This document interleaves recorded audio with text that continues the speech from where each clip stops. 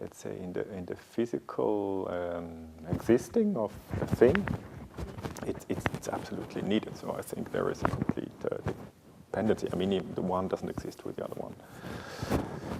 But let's say I would not basically say that my work is developed out of a material or out of the surrounding per se. I'm far more interested principally to do an architecture that triggers curiosity in general. And one way could be to develop out of the site, or it could also be to say, well, let's not develop out of the site. I mean, but let's say I try to get rid of all dogmas possible. And I think, of course, one idea to kind of develop out of the place is, in architecture, almost, let's see, someone could at least, it's a certain school that would propose that. So I'm not against that or something. I just don't want to put that as a first principle idea. So I think actually first is man or women. I mean, first is just the person that perceives. And it's about, I try to do things about the person that is going to perceive that thing. So, but as I said, I like the physicality of things. So I'm actually interested in building, in built stuff. So, and built stuff implies a material.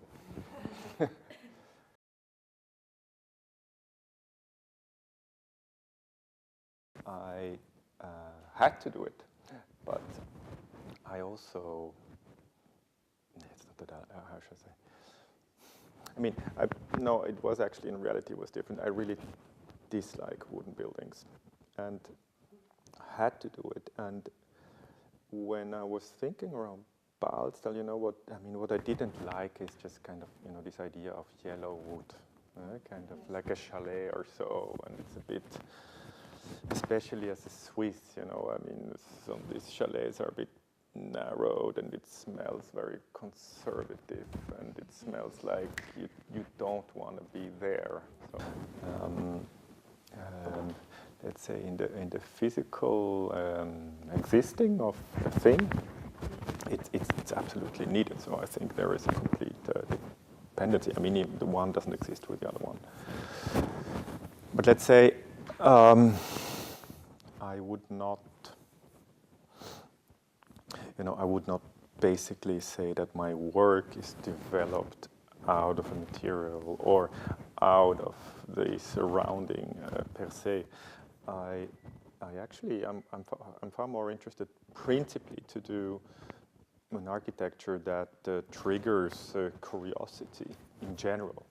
And one way could be to develop out of the site, or it could also be to say, well, let's not develop out of the site. I mean, but let's say I try to get rid of all dogmas possible. And I think, of course, one idea to kind of develop out of the place is, in architecture, almost, let's see, someone could at least, it's a certain school that would propose that.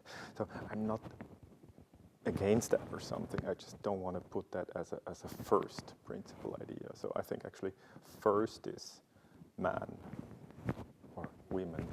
I mean, first is just the person that perceives.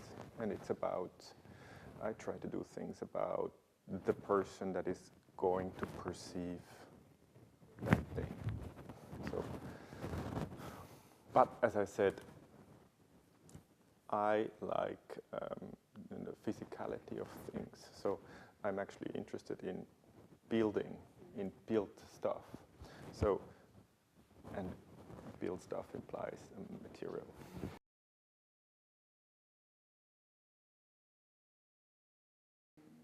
No, I wished it was different. Okay. But I agree that, but I think it's simply because it has more light outside than inside that makes it a bit less. Because I chose the most white glass I could find and the most transparent glass I could find. within the payable range of glasses. But yeah, I think you're right. From outside, it looks quite massive and solid in a certain way. Huh? Also the ground. I mean, I have to say, I don't really like how the building looks. I mean, I like kind of that side, yeah, from here. And the one where we see the pitched roof, I don't like.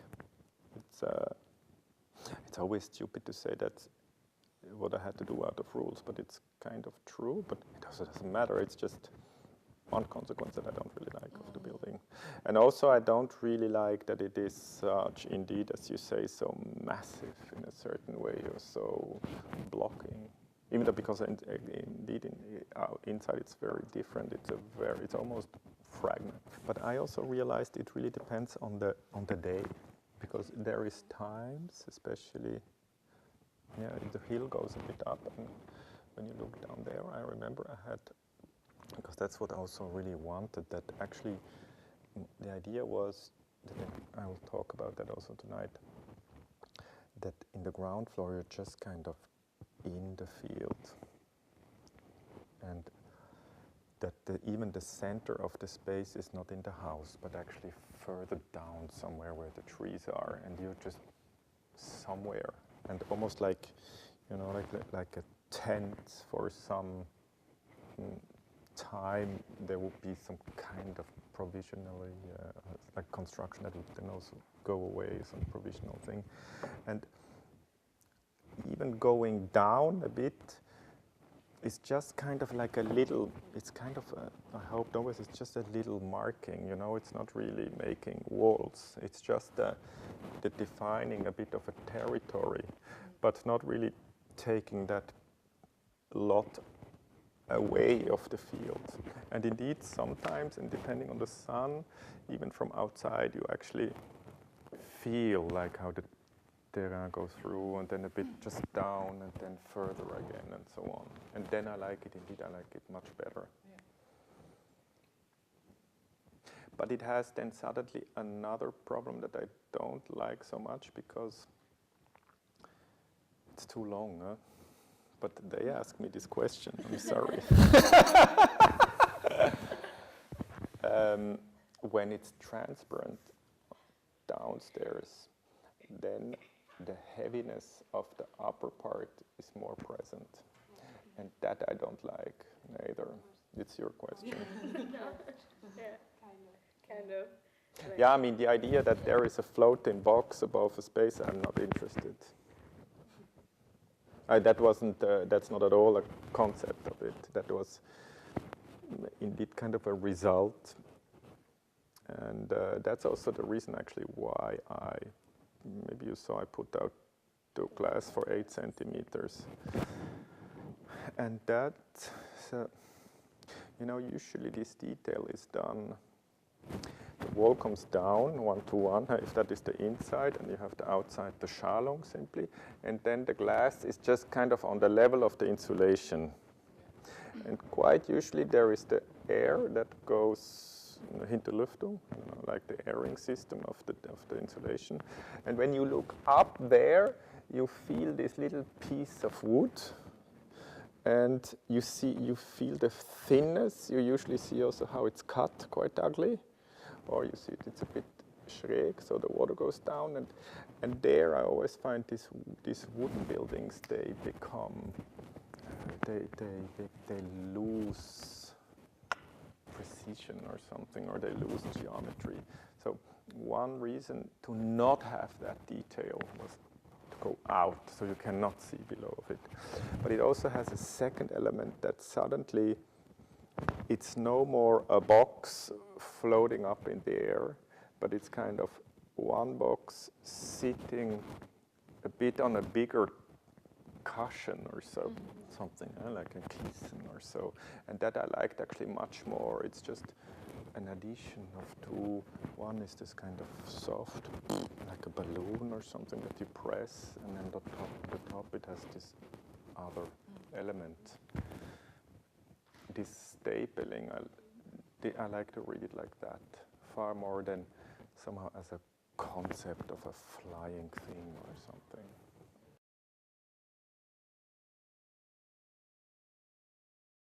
Some, let's say, like some initial fantasies or preoccupation for this architect, for this profession. I mean, the question is kind of, why do you work or so? And I like, and it's a bit, I mean, I like to put stuff on the top of each other. And no, I mean, and it's on one hand as direct as I say it. I mean, I find already somehow quite nice, just this, this addition. But it also, I mean, it can not only be physical, I mean, it can also be mental. I mean, you can also put pictures on the top of each other, or you can put